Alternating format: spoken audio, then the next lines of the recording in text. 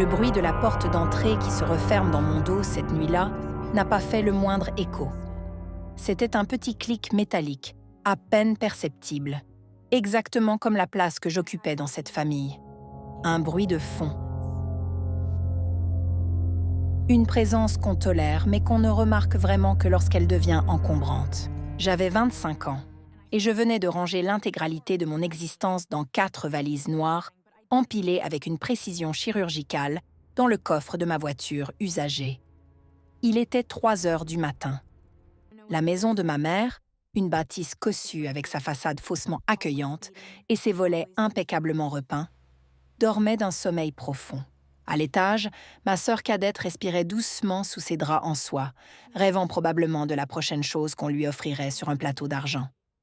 Ma mère dormait dans la chambre principale, épuisée par une journée de plaintes et de critiques dont j'avais, comme d'habitude, été la cible principale. J'ai glissé la clé de la maison dans la boîte aux lettres. Je n'ai laissé aucun mot sur la table de la cuisine. Pas de lettres dramatiques remplies de larmes séchées. Pas de grands discours sur mon besoin d'indépendance. Les mots n'avaient jamais fonctionné avec eux. Quand je parlais, on me coupait la parole.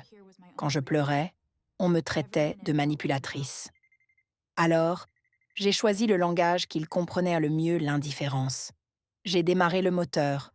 Le ronronnement du vieux 4 cylindres m'a semblé être le cri de guerre le plus puissant de l'univers. J'avais devant moi 2500 km d'asphalte noir, une ligne droite vers une ville inconnue où l'humidité de l'air collerait à ma peau comme une seconde naissance. J'ai jeté un dernier regard dans le rétroviseur. La maison s'éloignait, engloutie par la brume matinale. Pendant les 100 premiers kilomètres, mon estomac était noué par un mélange toxique de terreur et d'adrénaline. Je m'attendais à ce que mon téléphone, posé sur le siège passager comme une bombe à retardement, se mette à hurler. Je m'imaginais ma mère, se levant à 6 heures pour son café, remarquant l'absence de mes chaussures dans l'entrée. Je visualisais la panique, les appels frénétiques. Je me répétais les phrases que je dirais pour me défendre, les justifications que j'emploierais pour expliquer mon départ soudain. Je conduisais les mains crispées sur le volant, les jointures blanches, guettant du coin de l'œil cet écran noir, priant presque pour qu'il s'allume, tout en redoutant le moment où il le ferait. La première journée de route s'est écoulée. J'ai traversé 3 frontières régionales. Le soleil s'est levé, a brûlé le pare-brise, puis s'est couché dans un dégradé de violet et de cendres.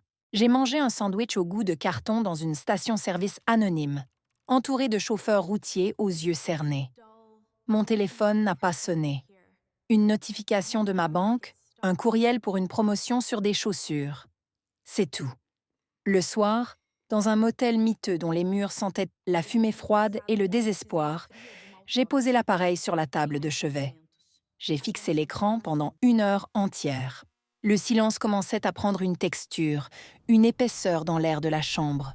Je me suis dit qu'il ne voulait pas me déranger, qu'ils pensaient que j'étais simplement sortie tôt, ou peut-être qu'ils étaient vexés et attendaient que je fasse le premier pas. Mon esprit construisait des châteaux de rationalisation pour masquer le trou béant qui s'ouvrait dans ma poitrine. Le lendemain, j'ai repris la route. 1000 kilomètres de plus. Le paysage changeait, les plaines cédaient la place aux montagnes, la végétation devenait plus aride, plus hostile, à l'image du gouffre qui se creusait en moi. Toujours rien. Pas un message de ma sœur pour me demander où j'avais rangé son lisseur à cheveux. Pas un appel de ma mère pour me réprimander sur un plat mal lavé. La deuxième nuit, la rationalisation a laissé place à l'angoisse. Peut-être qu'il leur était arrivé quelque chose. Peut-être qu'il y avait eu une fuite de gaz, un cambriolage, un accident. J'ai ouvert l'application de mon réseau social, cherchant fébrilement le profil de ma sœur. Elle venait de publier une photo, une tasse de café esthétique, prise sur la terrasse de notre mère, avec la légende « Matin parfait en famille ». Le sang a figé dans mes veines. J'ai zoomé sur l'image, cherchant un détail, une anomalie. Non, le monde continuait de tourner. Ma place à la table avait simplement été effacée, lissée comme du sable après la marée. Ils savaient que j'étais partie. Mes placards vides ne pouvaient pas mentir. Mais mon absence ne perturbait en rien leur perfection matinale. Je suis arrivée dans ma nouvelle ville au bout du 3e jour. J'ai emménagé dans un petit appartement au 4e étage sans ascenseur. un espace vide et résonnant. Les murs étaient nus, le sol grinçait, et depuis la fenêtre, je voyais une rue perpétuellement grise. C'était mon sanctuaire. J'ai branché mon chargeur de téléphone dans la seule prise qui fonctionnait près de mon matelas posé à même le sol. La première semaine, je sursautais à chaque vibration. L'espoir est une maladie chronique, un parasite qui refuse de mourir même quand son hôte est exsangue. Je trouvais des excuses de plus en plus ridicules.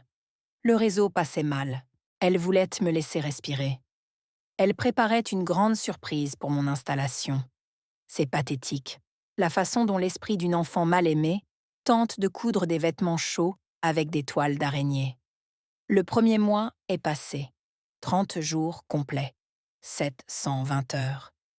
J'avais trouvé un emploi dans la saisie de données, un travail abrutissant qui me permettait de ne parler à personne. Le soir, je rentrais, je mangeais des pâtes au beurre et je m'asseyais devant cet écran noir. C'est durant ce premier mois que la tristesse s'est métamorphosée. Elle a cessé d'être une douleur aiguë pour devenir une pression sourde, comme si je vivais au fond de l'océan. J'ai commencé à analyser ma vie passée avec la précision froide d'un médecin légiste. J'ai repensé à toutes ces années. Je n'avais jamais été qu'un accessoire de fond. J'étais le portefeuille d'urgence quand ma sœur dépensait trop, le bouc émissaire quand ma mère était frustrée par sa propre vie, le chauffeur bénévole, la psychologue gratuite, la domestique non déclarée. Mon utilité définissait mon existence à leurs yeux. Et maintenant que je n'étais plus là pour servir, je n'existais plus. Le 6e mois a été celui de la colère. Une rage pure, incandescente, qui me réveillait au milieu de la nuit, tremblante d'une envie de détruire. J'avais envie de les appeler, de hurler dans le combiné, de les insulter jusqu'à perdre la voix. J'écrivais des dizaines de messages remplis de venin, décrivant exactement la laideur de leurs âmes, la vacuité de leur existence bourgeoise. Je tapais ces textes jusqu'à ce que mes pouces me fassent mal. Mais je n'appuyais jamais sur envoyer. J'effaçais tout, caractère par caractère. Je savais que si je rompais le silence, je leur donnais le pouvoir. Je serais la folle, l'instable, l'ingrate qui fait des crises pour attirer l'attention. Je savais comment ma mère retournerait la situation. Elle pleurerait des larmes de crocodile devant ses amis, se plaignant de sa fille perturbée qui l'agresse sans raison. Je refusais de lui offrir ce spectacle. J'ai donc avalé ma colère. Je l'ai laissée descendre dans mes entrailles, où elle s'est solidifiée, cristallisée. Au bout d'1 an, 12 mois entiers de mutisme absolu, j'ai fêté mon anniversaire seule. J'ai acheté un petit gâteau individuel à la boulangerie du coin. J'ai allumé une bougie, j'ai regardé la flamme danser dans l'obscurité de mon salon.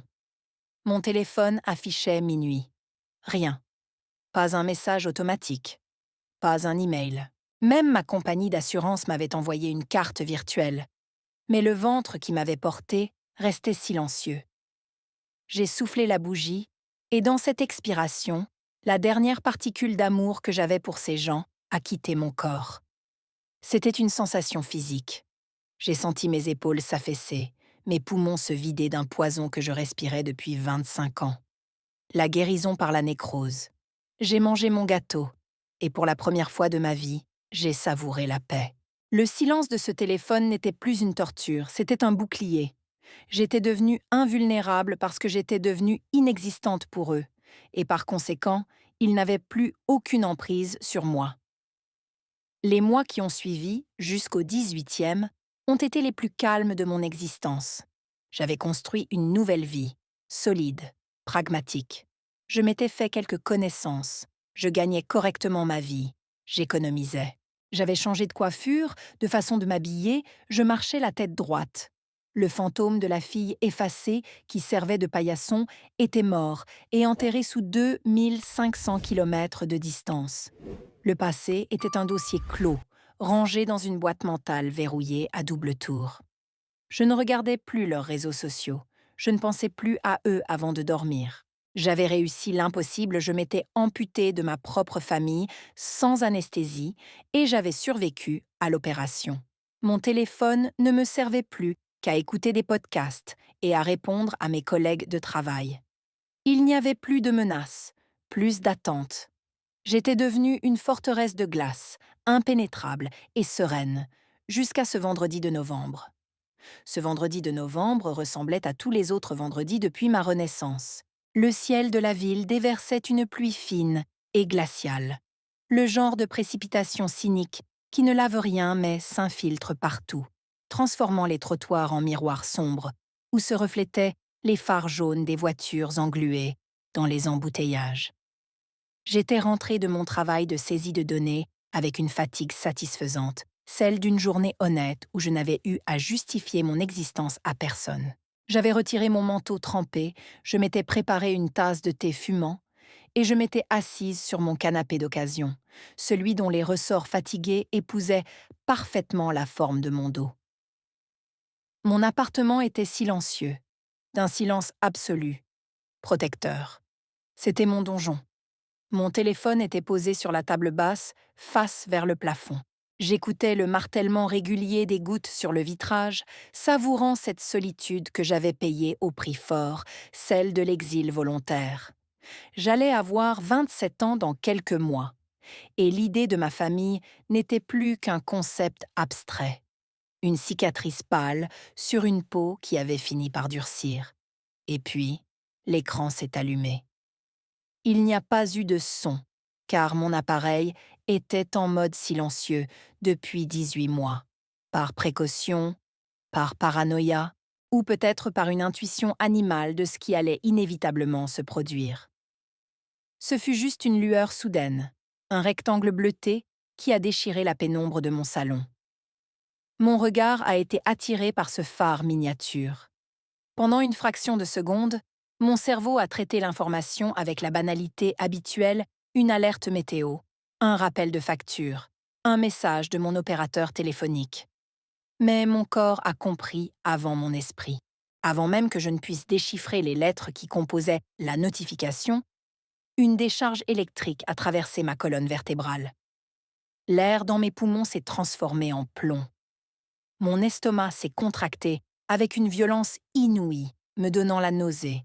J'ai posé ma tasse de thé avec une lenteur terrifiante, de peur que le moindre bruit ne valide la réalité de ce qui s'affichait sur la table basse. Maman. 5 lettres. Un mot universellement associé à la chaleur, au refuge, à la matrice originelle. Pour moi, c'était le nom d'une maladie en phase terminale qui venait de sortir de rémission. Le message flottait sur l'écran verrouillé. Coucou ma chérie. J'espère que tu vas bien. Appelle-moi quand tu as 1 minute. Bisous. J'ai fixé cette phrase pendant ce qui m'a semblé être des heures. L'audace vertigineuse de cette banalité me donnait le vertige. Coucou ma chérie. Comme si nous nous étions parlé la veille. Comme si je n'avais pas traversé le pays au beau milieu de la nuit comme une fugitive. Comme si 540 jours de mutisme absolu, de mort clinique de notre relation, n'avaient jamais existé. Cette désinvolture n'était pas de l'ignorance, c'était une arme redoutable. C'était la technique signature de ma mère, la réécriture de l'histoire par l'effacement. En envoyant un message aussi léger, elle posait un piège psychologique redoutable. Si je répondais avec colère, si je lui jetais à la figure son absence de 18 mois, c'est moi qui serais l'hystérique, la déséquilibrée incapable de gérer ses émotions face à une mère affectueuse qui prend simplement de mes nouvelles. Elle me forçait à entrer dans son cadre narratif, celui où tout allait parfaitement bien, celui où mon silence prolongé n'était qu'une crise d'adolescence tardive qu'elle avait eu la générosité de tolérer. Je n'ai pas touché le téléphone. Je me suis reculée au fond du canapé, ramenant mes genoux contre ma poitrine, observant l'écran s'éteindre pour replonger la pièce dans la pénombre. La panique initiale a commencé à se dissiper, remplacée par une lucidité froide et tranchante. Pourquoi maintenant? C'était la seule question qui importait. Ma mère ne faisait rien sans un calcul préliminaire. L'affection gratuite n'existait pas dans son logiciel interne. Chaque sourire, chaque attention, chaque coup de téléphone était un investissement dont elle attendait des dividendes précis. Si elle brisait la glace après 1 an et demi, ce n'était pas parce que l'instinct maternel l'avait soudainement foudroyée sur le chemin du supermarché. C'était parce qu'une pièce manquait à l'édifice de sa vie parfaite et que j'étais la seule à pouvoir combler le trou. J'ai souri dans le noir, un sourire sans joie, un rictus de prédateur qui vient de comprendre le parcours de sa proie. Je n'allais pas répondre. J'allais la laisser frapper à la porte de ma forteresse jusqu'à ce qu'elle s'écorche les jointures, jusqu'à ce que son masque de mère bienveillante se fissure et tombe en morceaux. 2 heures plus tard, à 21h13 précisément, l'écran s'est de nouveau illuminé. Tu as eu mon message. J'imagine que tu es occupé. Fais-moi signe. L'utilisation du point final.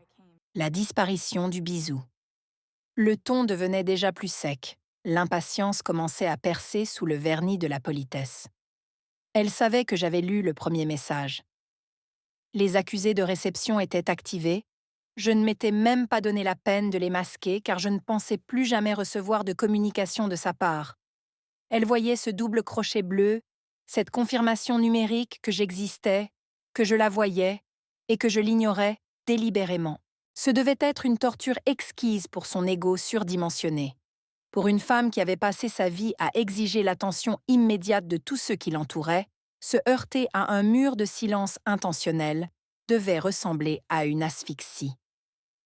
La nuit est tombée complètement. Je suis allée me coucher, laissant le téléphone dans le salon. Je savais que le poison était en train de faire son effet, à 2500 km de là.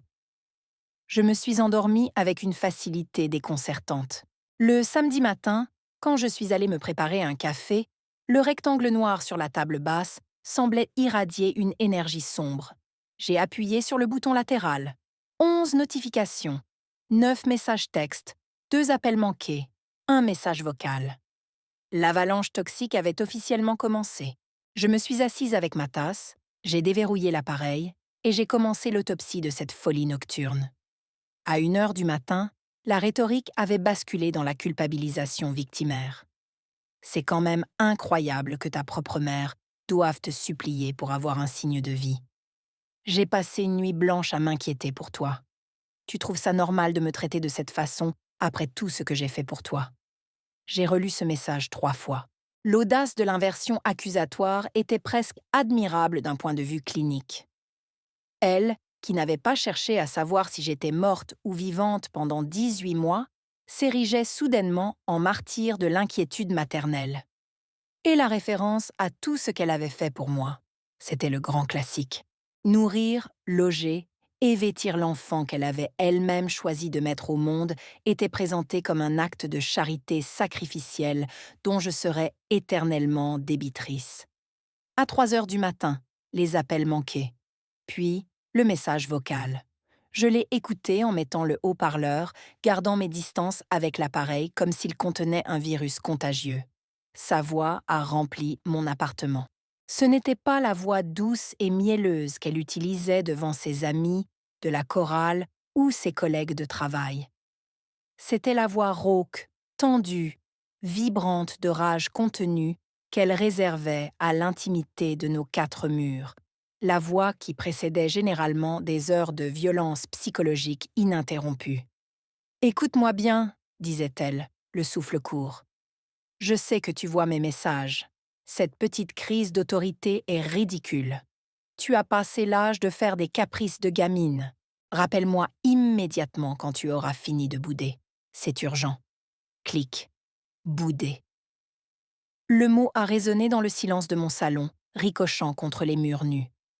Quitter sa famille pour sauver sa propre intégrité mentale, reconstruire sa vie à partir de zéro, faire le deuil de l'amour maternel, tout cela était réduit, dans son esprit étriqué, à une vulgaire bouderie infantile.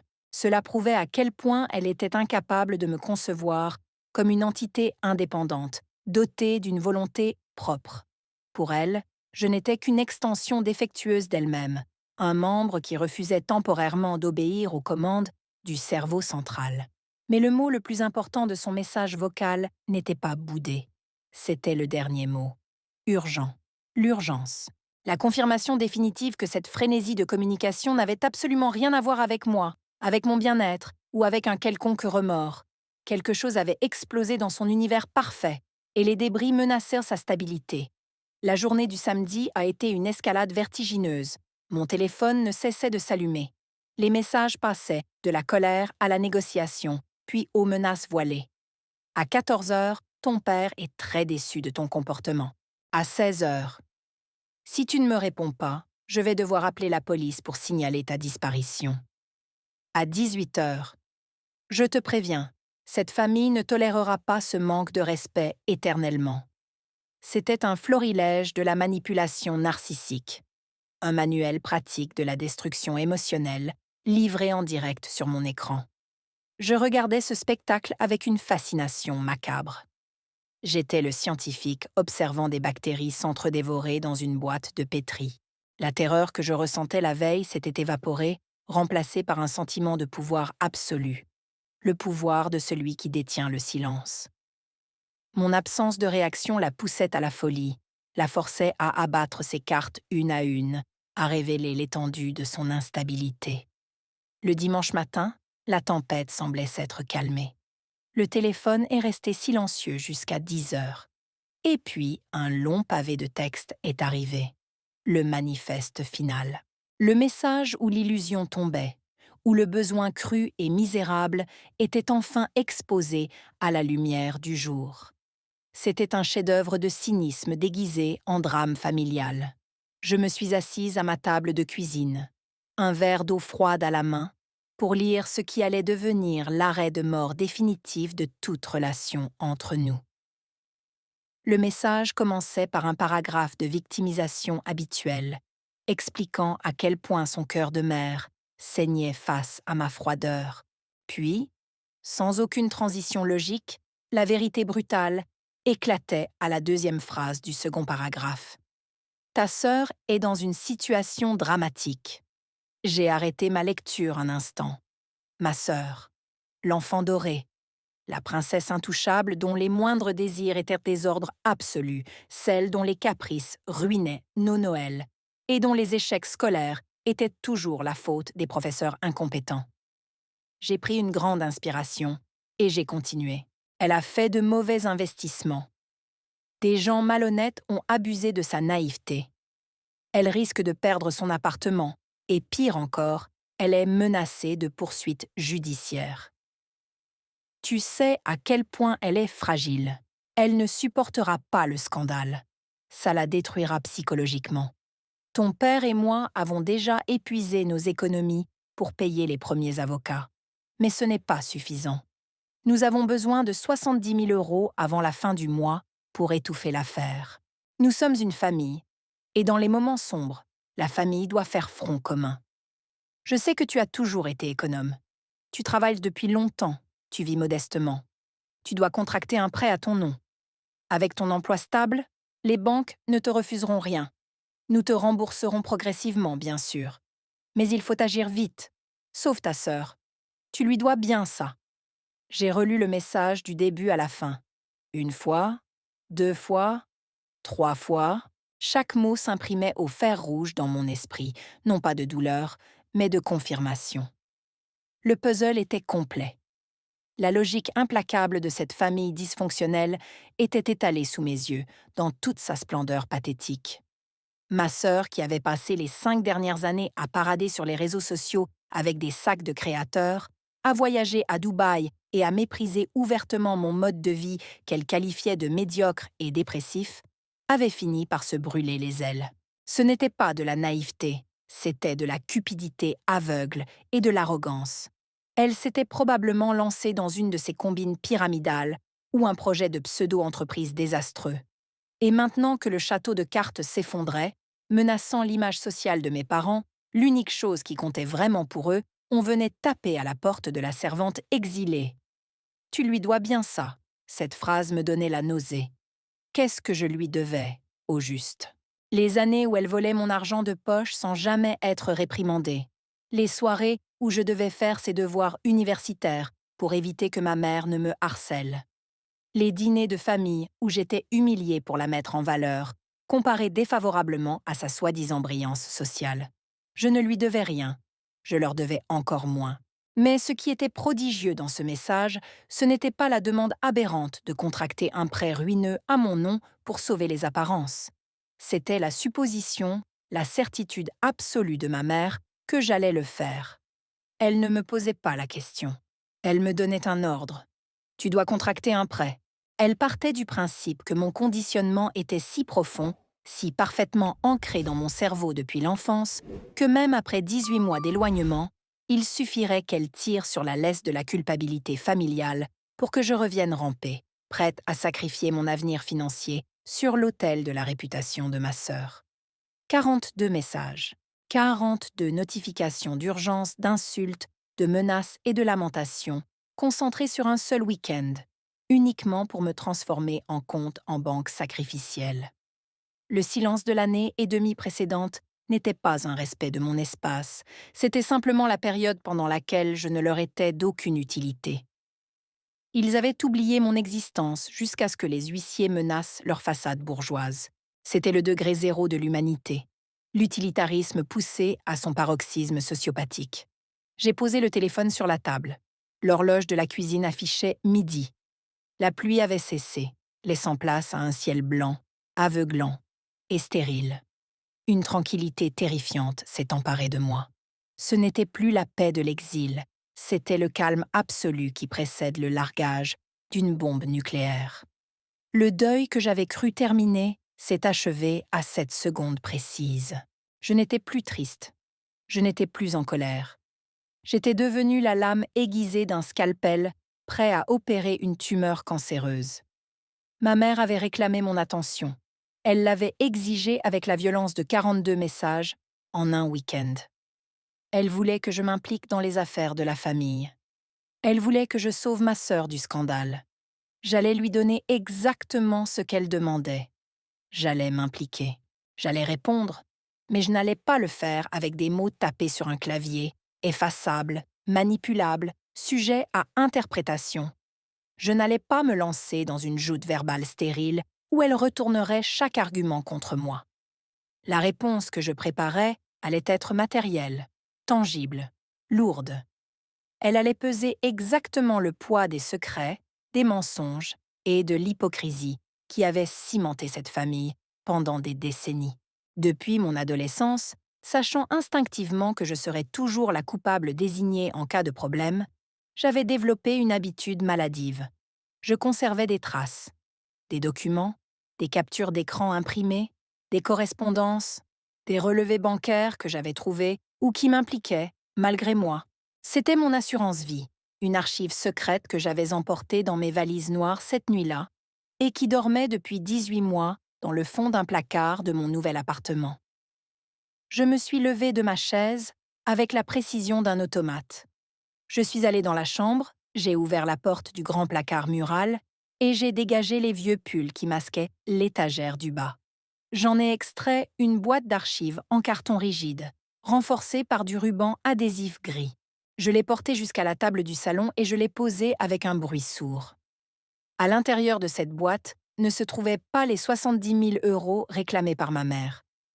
Il y avait quelque chose de beaucoup plus précieux et de beaucoup plus dévastateur. Il y avait la vérité documentée, brutale, inaltérable, sur l'intégralité de la moralité de la famille qu'elle cherchait tant à protéger. J'ai regardé mon téléphone une dernière fois. Un nouveau message venait d'apparaître, le 43e. Alors, je compte sur toi demain matin à la 1 heure à la banque. Ne me déçois pas. J'ai souri. Un vrai sourire cette fois, montrant les dents, glacial et résolu. Je n'allais pas la décevoir. J'allais faire bien mieux que ça. J'allais l'anéantir. J'ai brisé le seau de ruban adhésif gris avec la lame d'un couteau de cuisine. Le son du plastique qui se déchire a résonné dans le silence de mon appartement, comme le premier coup de canon d'une guerre depuis longtemps inévitable. L'odeur de papier confiné, de poussière et de secrets rassis s'est échappée de la boîte d'archives. Pendant des années, sous le toit de cette maison qui n'a jamais été un foyer, j'avais été l'ombre silencieuse que personne ne remarquait. Ce qu'ils ignoraient tous, dans leur arrogance aveugle, c'est que les ombres voient tout. Quand on vous considère comme un meuble, on ne se méfie pas de vous. On laisse traîner des relevés bancaires sur la table de la salle à manger. On hurle des vérités inavouables au téléphone derrière des portes mal fermées. On oublie de déconnecter ses sessions sur l'ordinateur familial. Et moi, l'enfant invisible, la fille sans importance, j'avais tout collecté. Tout imprimé, tout classé. Non pas par méchanceté initiale, mais par instinct de survie. Je savais qu'un jour, la machine à broyer familiale se retournerait contre moi pour m'achever. Et je voulais des munitions pour ralentir les rouages. Je n'imaginais pas que ces munitions serviraient à faire exploser l'usine tout entière. J'ai sorti le premier dossier. Une chemise cartonnée de couleur rouge, délavée sur les bords. À l'intérieur, l'histoire secrète de mon père. L'homme effacé, le patriarche lâche qui préférait se cacher derrière son journal plutôt que de me défendre contre les assauts psychologiques de ma mère. Il cultivait une image de respectabilité bourgeoise, de cadre supérieur dévoué à son entreprise et à son foyer. Mais le dossier rouge racontait une autre vérité. Il contenait les copies de virements mensuels effectués depuis un compte offshore vers un compte domicilié dans une ville à 300 km de là. Des virements d'un montant exact, récurrent, accompagnés de factures pour un appartement dont nous n'étions pas propriétaires, et de frais de scolarité pour un garçon qui portait le même nom de famille que nous, mais qui avait 12 ans de moins que moi. Mon père avait une seconde famille. Une maîtresse installée dans le confort, un fils illégitime pour lequel il payait les meilleures écoles privées, tout en refusant de financer mes propres études universitaires sous prétexte que les temps étaient durs. J'avais découvert cela à 19 ans, en réparant son ordinateur portable qu'il croyait infecté par un virus. J'avais copié l'intégralité du disque dur. La mère qui me harcelait aujourd'hui pour sauver les apparences ignorait tout de cette double vie. Elle, qui idolâtrait son statut social de femme mariée à un homme irréprochable, allait découvrir que son mariage était financé par des dettes cachées pour entretenir un foyer parallèle. J'ai pris les relevés, les photos trouvées dans les fichiers cachés de l'ordinateur, les actes de propriété, et je les ai placés au fond du carton vide que j'allais expédier. C'était la première couche de la bombe. La destruction du mythe conjugal. Le deuxième dossier était bleu. Celui-ci concernait l'enfant doré, ma sœur, celle pour qui je devais aujourd'hui m'endetter sur 20 ans. Ma mère pleurait sur sa naïveté, affirmant qu'elle avait été victime d'escrocs. Le dossier bleu prouvait exactement le contraire. Ma sœur n'était pas la victime de l'escroquerie, elle en était l'architecte. Des années auparavant, alors qu'elle prétendait lancer une start-up révolutionnaire dans le domaine des cosmétiques, elle avait sollicité des investissements auprès de tout le cercle familial élargi. Mes oncles, mes tantes, mes grands-parents, tous avaient injecté des dizaines de milliers d'euros dans son projet, convaincus par les discours dithyrambiques de ma mère. La start-up n'avait jamais existé. J'avais en ma possession les relevés bancaires de ma sœur, que j'avais interceptés dans la boîte aux lettres, un jour d'été, où j'étais seule à la maison. L'argent des oncles et des tantes n'avait pas servi à acheter des stocks ou à payer des laboratoires. Il avait financé ses voyages à Bali, ses sacs de luxe, ses séjours dans des hôtels 5 étoiles et ses addictions inavouables.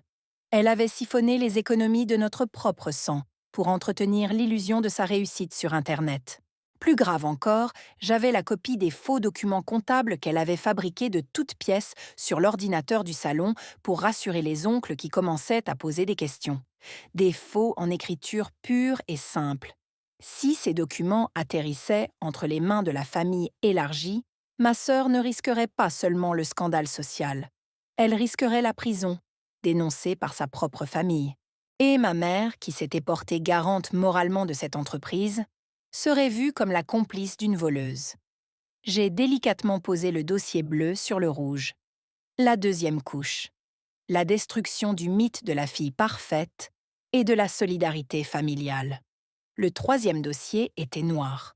Le plus épais, le plus toxique.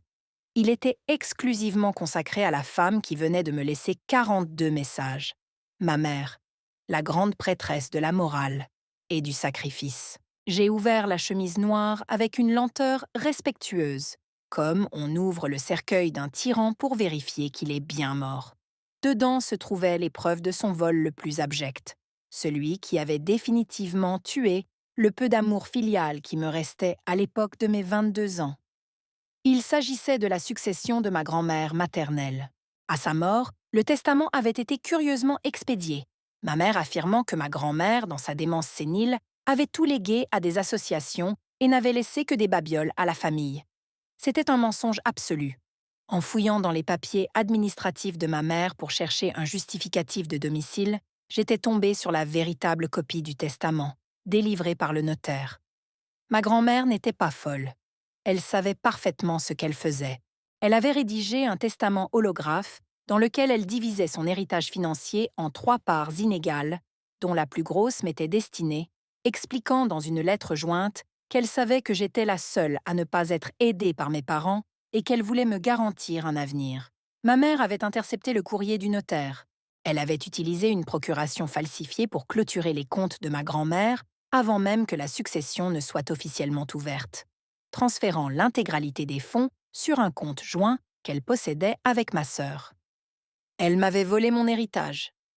Elle m'avait volé le dernier geste d'amour de la seule personne de cette famille qui m'avait considérée. J'avais rassemblé le vrai testament, les preuves de transfert bancaire et même la lettre de ma grand-mère que ma mère avait déchirée et jetée à la poubelle, que j'avais patiemment reconstituée avec du ruban adhésif, morceau par morceau, en pleurant de rage au milieu de la nuit. J'ai pris ce dossier noir, lourd de trahison et de délits financiers, et je l'ai posé au sommet de la pile. La 3e couche, la destruction de l'autorité morale maternelle. Je suis restée un long moment à contempler l'intérieur de mon nouveau colis. 3 dossiers, 3 bombes à fragmentation. Si je les envoyais simplement à ma mère, elle les détruirait et nierait tout en bloc. C'était son mode de fonctionnement. Il fallait que la détonation soit publique, simultanée et impossible à étouffer. J'ai allumé mon ordinateur et j'ai branché mon imprimante. J'ai passé les 3 heures suivantes à numériser chaque page, chaque relevé, chaque photo. Je devais créer des copies parfaites. L'air de mon appartement s'est rempli du ronronnement mécanique de la machine, recrachant des dizaines de feuilles chaudes, imprimées d'encre noire. Je travaillais avec l'efficacité froide d'un greffier, préparant les pièces d'un procès pénal. Je n'éprouvais aucune pitié, aucun doute. Chaque vibration de mon téléphone, qui continuait de s'allumer sporadiquement avec de nouvelles injonctions de ma mère, ne faisait qu'affûter ma résolution. J'ai préparé 5 dossiers complets. Le premier, l'original, irait directement à l'adresse de mes parents.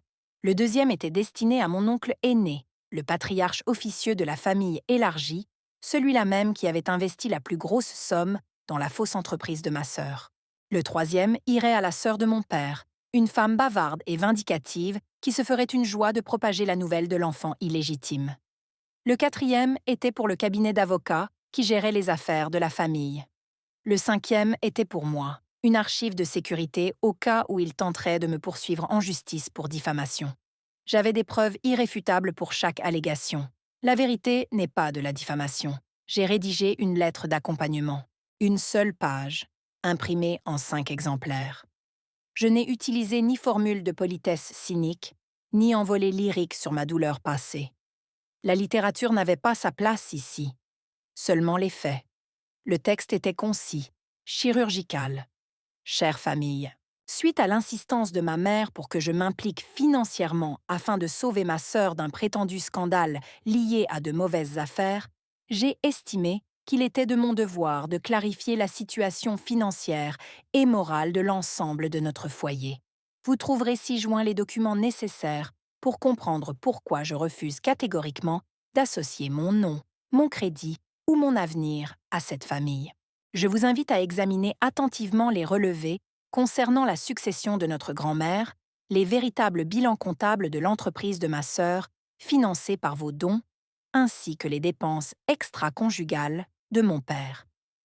En conséquence de ces révélations, je vous informe que toute tentative de contact futur de la part de l'un d'entre vous sera immédiatement suivie d'un dépôt de plainte pour harcèlement et que je tiens des copies numériques de ces documents à la disposition des autorités fiscales et judiciaires si besoin.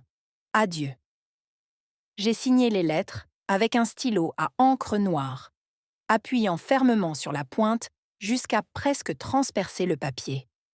La sensation physique de tracer ces lettres était une catharsis d'une puissance inouïe. J'étais en train d'écrire mon propre acte d'émancipation avec le sang financier de mes bourreaux. J'ai placé chaque lettre au-dessus de sa pile de dossiers correspondantes et j'ai glissé le tout dans de grandes enveloppes matelassées. Mais pour le colis destiné à la maison de mes parents, j'ai voulu une mise en scène particulière. J'ai pris une grande boîte en carton rigide. J'y ai placé l'épaisse liasse de documents. Et par-dessus, juste avant de refermer, j'ai posé le seul objet personnel que j'avais conservé de mon enfance. Une photographie encadrée de nous quatre, prise le jour de mes 10 ans. Sur cette photo, ma mère regardait ma sœur avec adoration. Mon père regardait le vide avec un sourire figé. Et moi, je regardais l'objectif avec de grands yeux tristes, complètement isolé sur le bord du cadre. J'ai pris mon stylo noir et j'ai tracé une grande croix sur mon propre visage, m'effaçant de l'image de la même manière qu'ils m'avaient effacé de leur vie. J'ai posé le cadre face vers le haut, de sorte que ce soit la première chose qu'ils voient en ouvrant la boîte. J'ai rabattu les pans de carton. J'ai déroulé un large rouleau d'adhésif brun, scellant la boîte avec des gestes précis et méthodiques. Le bruit du scotch collant sur le carton était le bruit d'un couvercle de cercueil qu'on cloue pour l'éternité. J'ai scellé les autres enveloppes. J'ai écrit les adresses en lettres majuscules d'imprimerie, sans fioriture. Mon appartement ressemblait maintenant à une salle d'expédition. La nuit était tombée depuis longtemps. L'horloge affichait 2 heures du matin le lundi.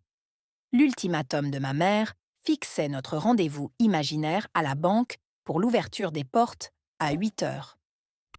Je savais que dans quelques heures, son téléphone allait exploser de fureur quand je ne me présenterais pas. Mais je m'en moquais éperdument. Mon téléphone était éteint, relégué au fond d'un tiroir de la cuisine. Le silence était revenu dans ma forteresse, un silence purifié, nettoyé de la pollution de leurs exigences. Je me suis allongée sur mon canapé, épuisée mais traversée par une énergie électrique, et j'ai dormi d'un sommeil sans rêve, le sommeil profond et absolu du justicier qui a posé ses charges explosives et qui n'attend plus que l'aube pour appuyer sur le détonateur. Le lundi matin, le ciel de la ville était dégagé, d'un bleu pâle et tranchant comme une lame de rasoir. J'ai mis mon manteau, j'ai pris un grand sac cabas dans lequel j'ai entassé la lourde boîte en carton et les grandes enveloppes matelassées. Le poids de l'ensemble tirait sur mon épaule, me cisaillant la peau à travers le tissu de mon manteau. Mais cette douleur physique était exquise. C'était le poids de ma libération, le tonnage exact de 25 années de maltraitance psychologique que j'allais enfin leur rendre.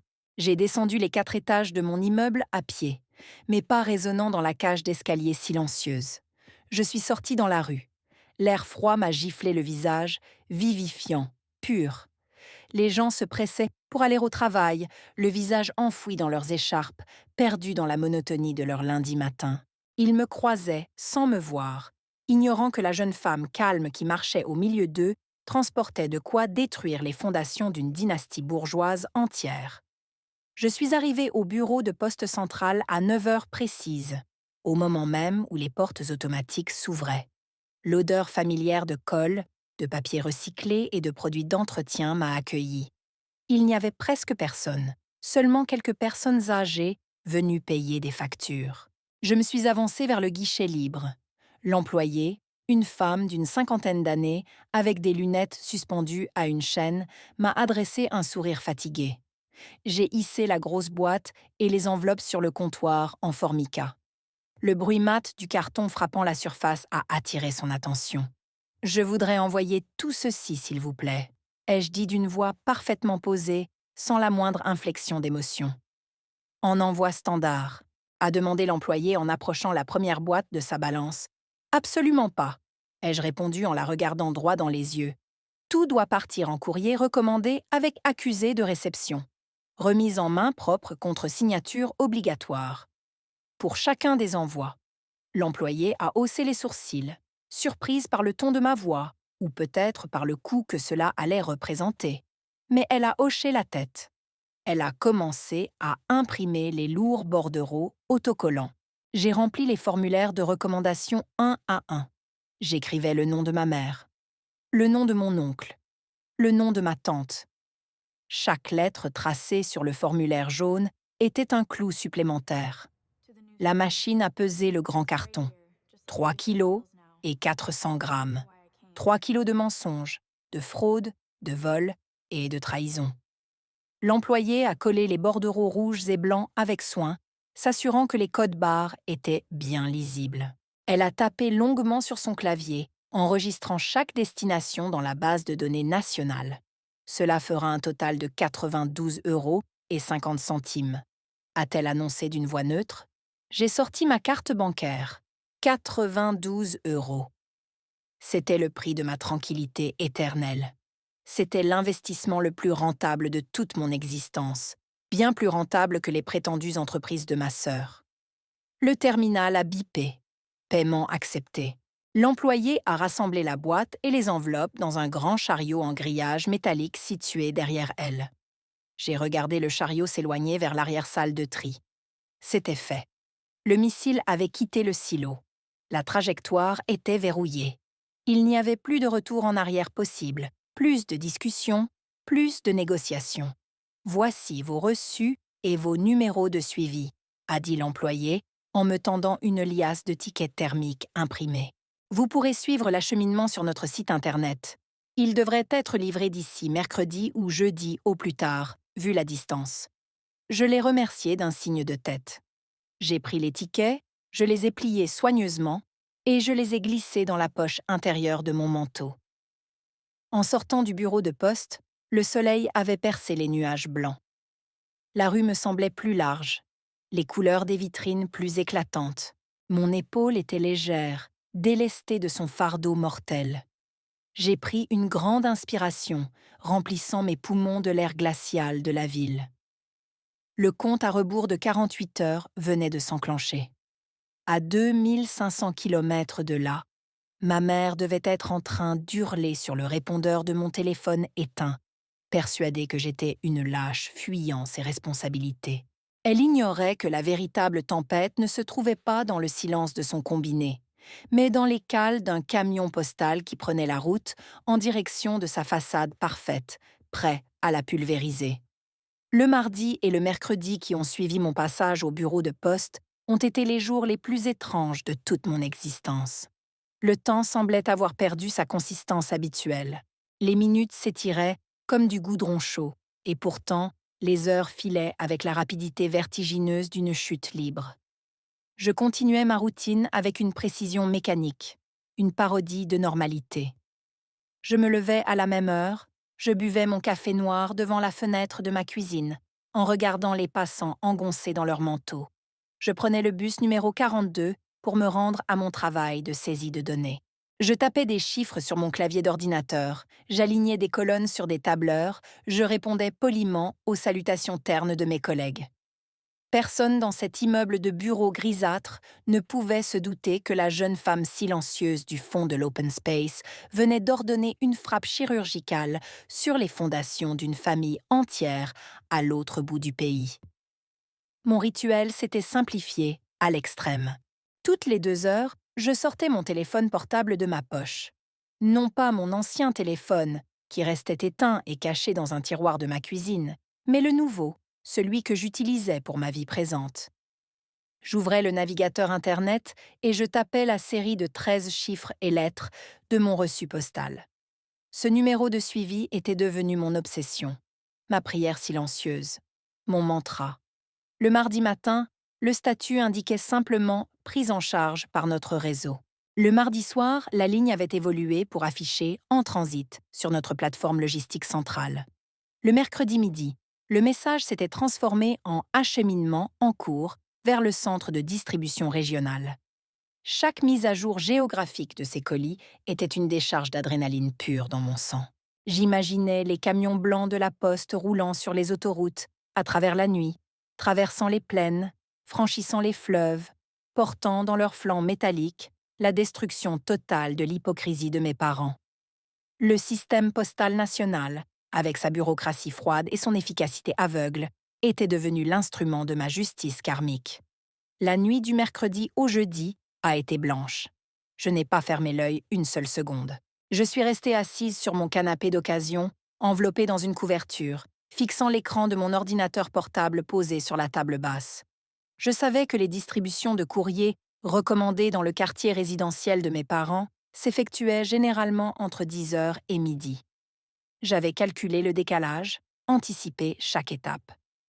Vers 9 heures du matin, le statut du colis principal, celui pesant plus de 3 kilos et destiné à ma mère, a changé. En cours de livraison, 2 heures plus tard, à 11h14 très précisément, la page web s'est rafraîchie automatiquement. Une petite icône verte est apparue à côté du numéro de suivi. Livré, remis en main propre contre signature. Le cœur a manqué un battement dans ma poitrine, puis s'est mis à cogner contre mes côtes avec la force d'un marteau-piqueur. Dans le silence glacial de mon appartement, j'ai fermé les yeux et j'ai laissé mon esprit voyager sur 2500 kilomètres pour reconstruire la scène avec une précision hallucinatoire. Je voyais parfaitement la maison. La camionnette jaune et bleue du facteur se garant devant le portail en fer forgé. Le tintement familier de la sonnette. Ma mère, probablement vêtue de sa robe de chambre en velours qu'elle portait quand elle prétendait être trop angoissée pour s'habiller, descendant les escaliers avec précipitation. Elle devait s'attendre à recevoir l'exemplaire imprimé du contrat de prêt bancaire que je lui aurais soi-disant renvoyé en urgence. Elle devait arborer ce sourire triomphant, cette expression de satisfaction arrogante qui illuminait son visage chaque fois qu'elle parvenait à soumettre quelqu'un à sa volonté. Je pouvais la voir signer le bordereau numérique du facteur avec impatience, arrachant presque la lourde boîte des mains de l'employé des postes. Elle avait dû porter le carton jusqu'à la grande table en chêne de la salle à manger, appelant peut-être ma sœur pour partager la victoire. Les filles, regardez, la petite idiote a enfin fait ce qu'on lui demandait, aurait-elle pu dire. Je visualisais ses mains aux ongles parfaitement manucurés, attrapant une paire de ciseaux pour trancher le ruban adhésif brun. L'ouverture des pans de carton. Et là, le choc. Non pas un contrat de prêt immaculé, mais une vieille photographie encadrée. La photo de nous quatre, avec mon visage violemment barré d'une croix noire au marqueur. Le premier avertissement visuel que la boîte ne contenait pas sa soumission, mais sa condamnation. J'imaginais sa respiration se couper, ses sourcils se froncer d'incompréhension et de colère naissante. Elle avait dû repousser le cadre pour trouver les lettres et les dossiers en dessous. Elle avait dû lire la lettre d'accompagnement, cette page unique, froide et tranchante comme une guillotine.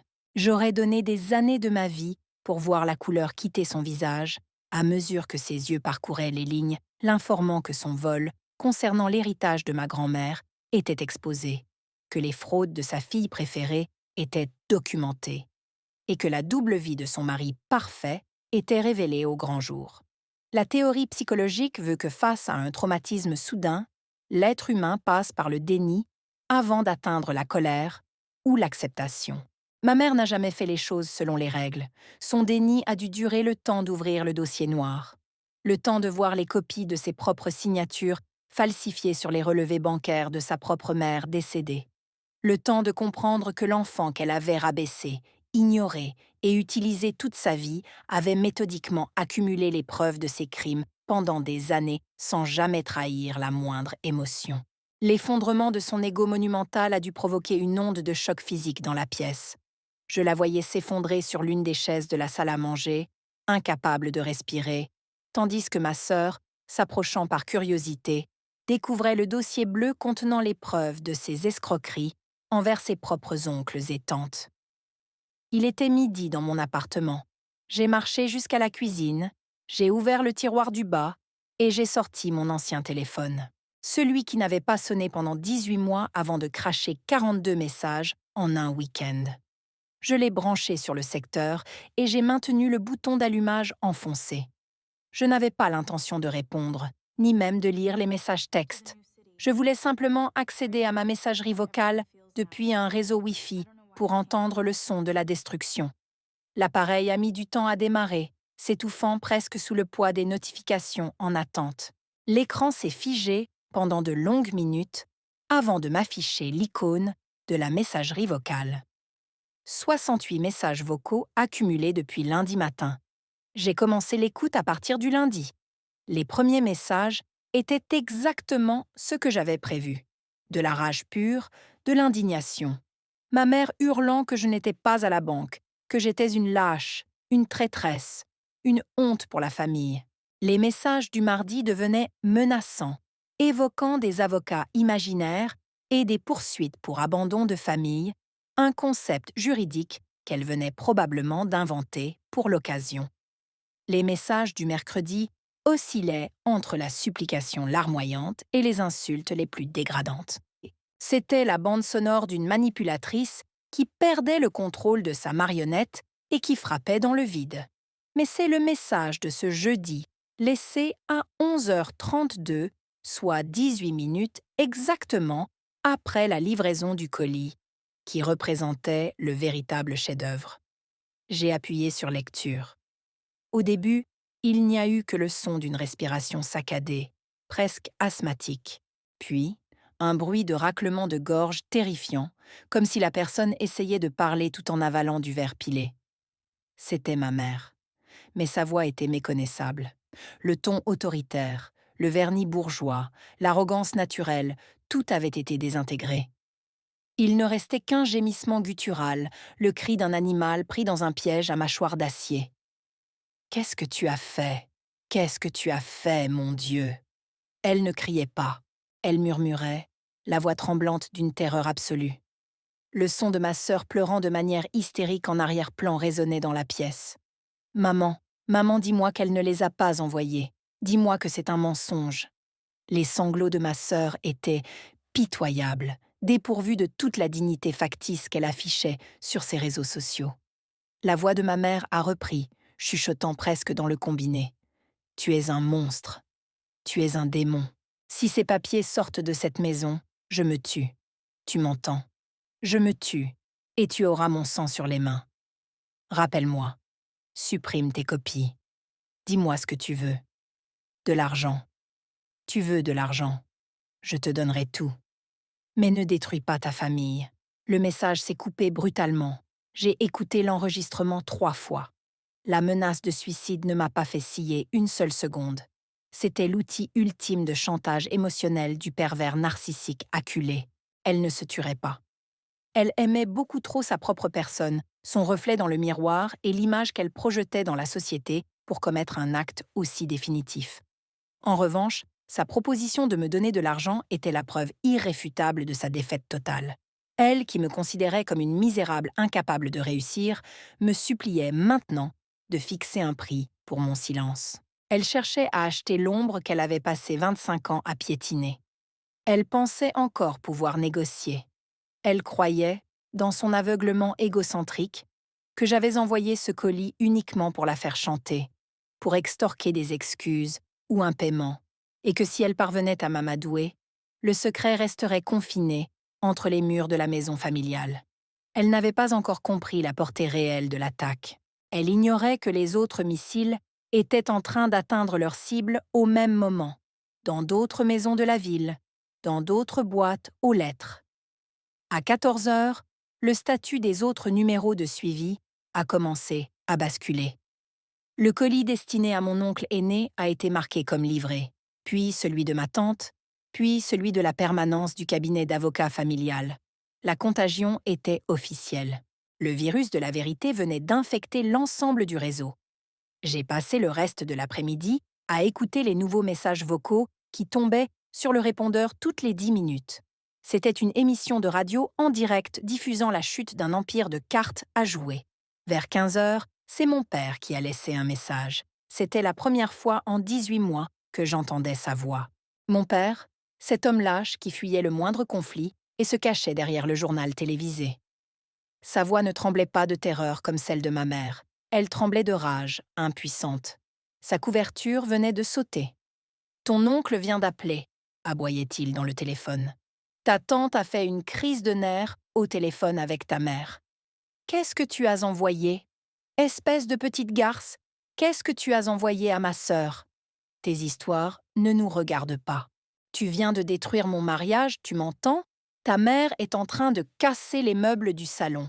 Elle a vu les papiers de l'appartement de... » Le message s'est interrompu dans un fracas, suivi d'un hurlement strident de ma mère au loin.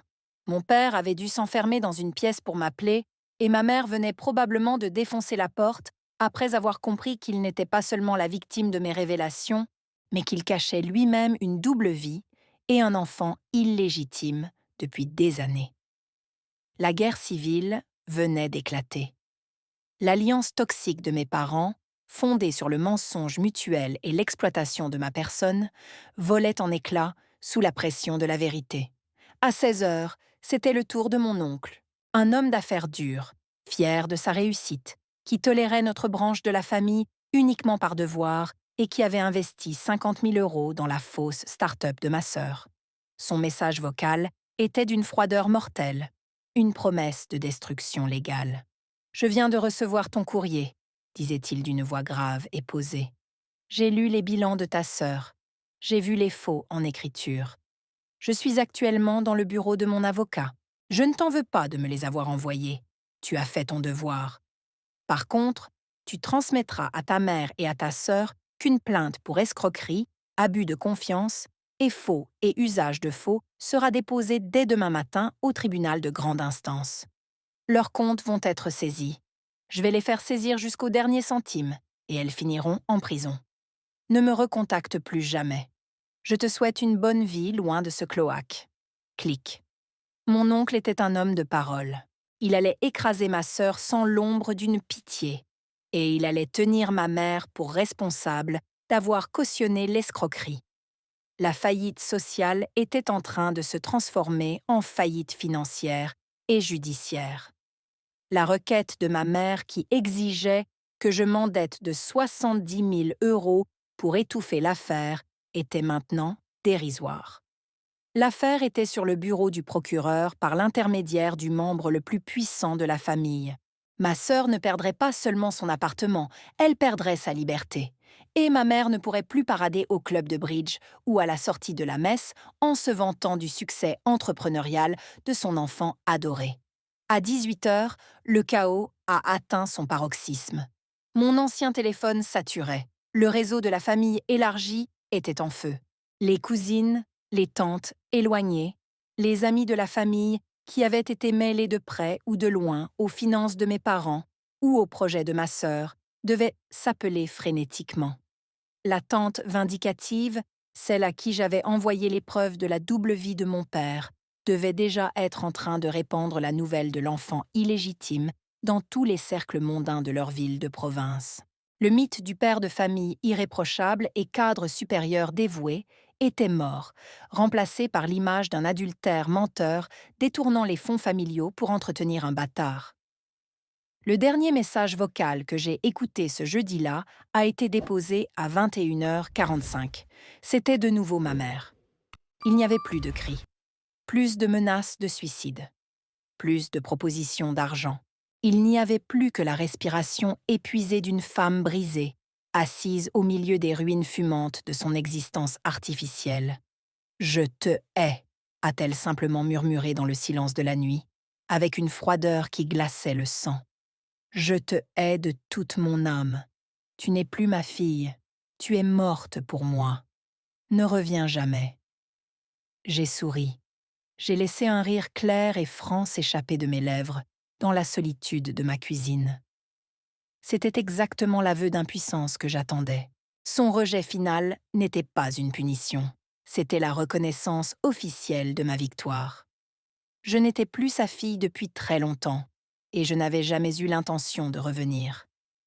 Mais entendre ces mots sortir de sa propre bouche, entendre la capitulation inconditionnelle de la tortionnaire face à sa victime émancipée, était la récompense suprême. Elle essayait de reprendre le contrôle en me déclarant morte, ignorant que j'avais prononcé son acte de décès 18 mois auparavant. La seule différence, c'est que moi, j'avais survécu à son absence, alors qu'elle ne survivrait pas à la vérité que je lui avais laissée en héritage. J'ai regardé l'écran du téléphone. La batterie affichait 3%. C'était la fin. La batterie de ce monde ancien était épuisée. Les 42 messages initiaux avaient déclenché une avalanche qui avait emporté la montagne entière. Il ne restait plus rien à dire. Il n'y avait plus rien à justifier. La vengeance n'est pas un plat qui se mange froid. C'est un poison qu'on force l'autre à boire en le regardant droit dans les yeux jusqu'à ce que la coupe soit vide. Ils avaient bu la coupe jusqu'à la lie. Le poison circulait désormais dans les veines de la famille, détruisant les liens du sang, les mariages, les réputations et les comptes en banque. J'ai débranché le câble d'alimentation de l'ancien téléphone. Je l'ai éteint, effaçant d'un simple clic l'écran noir qui me reliait encore à eux. J'ai pris l'appareil, je l'ai posé sur le plan de travail de la cuisine, j'ai saisi un marteau lourd dans ma caisse à outils et d'un coup sec, j'ai pulvérisé l'écran et les circuits internes. C'était mon geste final de clôture. Le silence qui s'est abattu sur l'appartement après le bruit fracassant du verre brisé n'était plus le silence lourd et menaçant de l'attente. C'était le silence léger et lumineux d'une aube nouvelle, le silence des ruines nettoyées par le feu, où plus aucune herbe toxique ne pourrait jamais repousser. Le lendemain matin, je me suis réveillée avec la lumière crue de l'hiver, traversant les vitres de mon salon. Sur le plan de travail de la cuisine, les débris de mon ancien téléphone reposaient, comme les vestiges, d'une civilisation éteinte. Le plastique noir était fendu, l'écran de verre brisé en une toile d'araignée scintillante, les composants électroniques exposés à l'air libre. J'ai pris une balayette et une pelle en plastique. J'ai rassemblé ces miettes de mon passé avec des gestes lents, méthodiques. Il n'y avait aucune cérémonie, aucune solennité dans cet acte. J'ai simplement ouvert la poubelle sous l'évier et j'ai fait glisser les restes de ma prison numérique parmi les épluchures de légumes et les emballages vides. C'était la place qu'ils méritaient. Les ordures avec les ordures. J'ai noué le sac en plastique, je suis descendue dans la cour de mon immeuble et j'ai jeté le tout dans le grand conteneur municipal. Le bruit mat du sac heurtant le fond métallique a été le point final de mon ancienne existence. À partir de cette seconde précise, j'étais devenue introuvable. Un fantôme évaporé dans la brume d'une ville de 2 millions d'habitants. Les semaines qui ont suivi se sont écoulées dans une tranquillité presque irréelle. Je m'attendais à une réplique sismique. Je m'attendais à ce que ma mère, dans un accès de folie furieuse, engage un détective privé pour retrouver mon adresse ou qu'elle fasse le voyage de 2500 kilomètres pour venir tambouriner à ma porte. J'avais d'ailleurs prévenu le gardien de mon immeuble qu'une femme instable correspondant à sa description pourrait se présenter et qu'il devait immédiatement appeler les forces de l'ordre. Mais personne n'est jamais venu. L'explosion de la bombe à fragmentation que j'avais expédiée avait été si dévastatrice qu'ils n'avaient ni le temps, ni l'énergie, ni les ressources financières pour mener une expédition punitive contre moi. Ils étaient beaucoup trop occupés à s'entretuer et à tenter de survivre aux retombées judiciaires de leur propre turpitude. Je n'ai cherché à obtenir aucune information directe. Je n'ai contacté aucun membre de la famille élargie, pas même cet oncle impitoyable qui avait promis de détruire ma sœur. Je savais que renouer le contact, même avec ceux qui avaient été mes instruments de vengeance, c'était prendre le risque de me laisser à nouveau happer par la dynamique toxique du clan.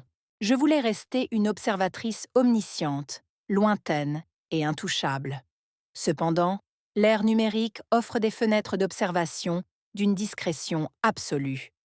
Tous les 2 mois environ, lors des longues soirées pluvieuses, je m'accordais 1 heure de navigation sur les registres publics en ligne de leur région, les sites d'annonces légales et les publications judiciaires du tribunal de grande instance de leur ville. C'était ma façon de vérifier que l'infection que j'avais inoculée continuait de ronger l'organisme familial. La première confirmation concrète de leur chute est apparue 8 mois après l'envoi du colis. C'était une banale annonce de vente aux enchères immobilières publiée sur le site des notaires de leur département. J'ai reconnu l'adresse immédiatement, la maison de mon enfance, la bâtisse cossue avec sa façade faussement accueillante et ses volets impeccablement repeints. Le texte juridique, aride et clinique, indiquait que la propriété était saisie sur décision de justice pour rembourser des créanciers et que la mise à prix était dérisoire par rapport à la valeur réelle du bien sur le marché. J'ai cliqué sur le lien contenant les photographies de l'intérieur prises par l'huissier de justice mandaté pour la vente. Le choc visuel a été fascinant. La maison n'était plus le temple immaculé de la réussite bourgeoise que ma mère entretenait avec une tyrannie maniaque. Les meubles de valeur avaient disparu, probablement vendus à la hâte ou saisis au préalable. Le papier peint du salon se décollait par endroits. Le jardin, autrefois taillé au millimètre près, était envahi par les mauvaises herbes. L'empire s'était effondré. Je pouvais déduire l'enchaînement des événements avec la précision d'un détective reconstituant une scène de crime. Mon oncle avait tenu parole. Ses avocats avaient dû frapper avec la violence d'un ouragan. Ma sœur, incapable de rembourser les dizaines de milliers d'euros qu'elle avait escroqués, avait vu ses comptes gelés. Ma mère, qui s'était portée garante et qui avait probablement été accusée de complicité passive ou de recel, avait vu son propre patrimoine attaqué. Et tout cela s'était conjugué au divorce désastreux avec mon père. Ce dernier, exposé devant toute la bourgeoisie locale comme un homme entretenant une seconde famille et un enfant illégitime avec l'argent du ménage, avait dû être lessivé par les avocats de ma mère lors de la séparation. Mais l'argent qu'elle lui avait arraché avait immédiatement été englouti par les frais de justice et les remboursements imposés par mon oncle. La vente forcée de la maison familiale était l'humiliation ultime. Ma mère, qui jugeait les gens sur leur code postal et la marque de leur voiture, venait d'être expulsée de son palais de mensonges par un tribunal. Elle devait maintenant vivre dans un appartement anonyme, fuyant le regard de ses anciennes amies de la chorale et de ses connaissances mondaines, qui connaissaient désormais tous les détails sordides de la ruine financière et morale de la famille. Le scandale était public. Sa réputation, l'unique chose qui avait jamais compté à ses yeux, était incinérée. 1 an et demi plus tard, les annonces légales m'ont offert un nouveau chapitre de cette tragédie. Une publication du registre du commerce et des sociétés indiquait la liquidation judiciaire totale avec interdiction de gérer pour ma sœur. Le jugement rendu était public. Je l'ai lu dans son intégralité, savourant chaque ligne de vocabulaire juridique. Le tribunal ne mâchait pas ses mots. Il évoquait une cavalerie financière caractérisée, des faux en écriture privée, et un abus de confiance aggravé par la faiblesse de certains membres âgés de la famille qu'elle avait sollicités. Le texte mentionnait également une condamnation pénale. Ma sœur chérie, l'enfant doré, la princesse intouchable qui passait ses étés à mépriser mon emploi modeste, avaient été condamnés à une peine de prison avec sursis, assortie d'une mise à l'épreuve stricte et d'une obligation de rembourser les victimes sur une période de 15 ans. Son nom était désormais inscrit au casier judiciaire. Sa carrière professionnelle était définitivement détruite, avant même d'avoir réellement commencé. Elle passerait les 2 prochaines décennies de sa vie à travailler au salaire minimum, dont une grande partie serait saisie à la source chaque mois pour rembourser les oncles et tantes qu'elle croyait pouvoir manipuler éternellement. La réalité l'avait rattrapée par le col, et les pleurs hystériques qui avaient toujours fonctionné sur notre mère n'avaient eu aucun effet sur la froideur implacable d'un juge d'instruction. Quant à ma mère, sa propre descente aux enfers a été confirmée par une autre découverte fortuite. En vérifiant les publications liées à la succession de ma grand-mère, j'ai constaté que le dossier avait été rouvert par les autorités fiscales suite à mes révélations. Le fisc, contrairement à la famille, ne fait pas de sentiments. Détourner un héritage et produire de fausses procurations constituent des délits majeurs. Bien que je n'ai pas porté plainte personnellement, je refusais de remettre les pieds dans cette boue. L'administration s'en était chargée. Ma mère avait été lourdement redressée, pénalisée avec des majorations confiscatoires, la plongeant dans une précarité irréversible pour le reste de ses jours. Elle était devenue la paria absolue, une femme isolée, ruinée, traînant la honte d'une fille condamnée pour escroquerie, d'un mari polygame et de son propre vol sur le cadavre de sa propre mère. La justice karmique n'avait pas seulement fait son œuvre, elle avait effectué un nettoyage au Karcher de toute cette lignée corrompue. Ces découvertes successives ne m'ont procuré ni joie débordante, ni pitié. Seulement une satisfaction froide, symétrique, mathématique. L'équation était enfin équilibrée. La dette d'oxygène qu'il m'avait fait subir pendant 25 ans était annulée. Mais je savais que tant que je portais leur nom de famille, une infime particule de leur poison coulait encore dans mon identité administrative. Chaque fois que je signais un document officiel, chaque fois que je recevais une fiche de paie, je voyais s'afficher ce patronyme. Ce mot qui portait en lui les échos de leur voix, le souvenir de leur mépris, le fantôme de cette maison désormais vendue. Il me restait une dernière démarche à accomplir pour que l'éradication soit totale. Une amputation administrative. J'ai entamé les démarches pour un changement de nom de famille au titre du motif légitime. La procédure française est longue, fastidieuse, d'une bureaucratie presque décourageante. Mais l'enfant, qui avait survécu à 18 mois de silence absolu et organisé la destruction chirurgicale d'une dynastie bourgeoise, n'allait pas reculer devant des formulaires administratifs. J'ai constitué un dossier épais. J'ai rédigé une lettre de motivation de 10 pages, expliquant avec une clarté glaçante les raisons pour lesquelles je souhaitais rompre tout lien nominatif avec cette famille. Je n'ai pas caché l'existence des condamnations de ma sœur ou les agissements de mes parents, fournissant même les copies publiques des jugements. J'ai plaidé le préjudice moral, la volonté de me protéger de l'opprobre public, attaché désormais à ce nom dans leur région d'origine, et le besoin viscéral de me reconstruire sous une identité vierge de toute maltraitance. J'ai choisi le nom de jeune fille de ma grand-mère maternelle, la seule femme de cet arbre généalogique maudit qui m'avait témoigné de l'affection, celle-là même dont ma mère avait volé l'héritage. C'était mon ultime hommage, ma façon de récupérer ce qui m'appartenait, non pas sous forme d'argent, mais sous forme d'héritage symbolique et moral. Le nom sonnait clair, ancien, enraciné. Il n'avait pas le clinquant bourgeois du nom de mon père. Il était simple et digne. L'attente a duré 14 mois. 14 mois de silence gouvernemental, de vérification, de publication au journal officiel pour laisser le temps à d'éventuels opposants de se manifester. Évidemment, aucun membre de ma famille biologique n'a contesté la décision. Ils ignoraient tout de ma démarche, et même s'ils en avaient eu vent, ils n'auraient jamais eu les moyens ni l'audace d'affronter une cour d'appel pour m'empêcher de partir. Et un matin de septembre, alors que les feuilles des arbres de ma ville d'adoption commençaient à se teinter de cuivre et de rouille, une grande enveloppe Kraft, estampillée du ministère de la Justice, est arrivée dans ma boîte aux lettres. Je suis montée dans mon appartement, j'ai posé l'enveloppe sur la table de la cuisine et je l'ai ouverte avec un coupe-papier. À l'intérieur se trouvait le décret officiel, imprimé sur un papier épais, signé et tamponné.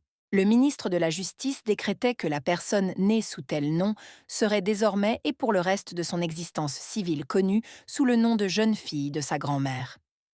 J'ai passé le bout de mon index sur l'encre bleue du tampon officiel. C'était fait.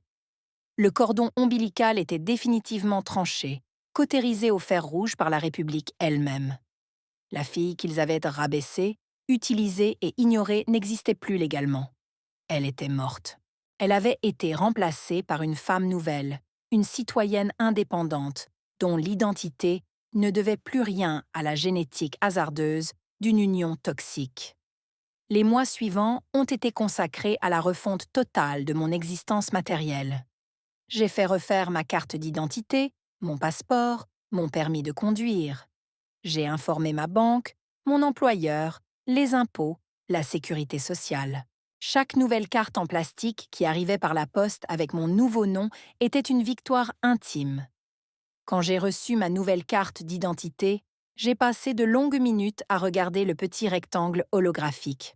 La photo montrait une jeune femme au regard direct, calme, dont les traits semblaient avoir été lissés par la disparition de l'angoisse permanente. Ce n'était plus la fille effacée qui rasait les murs.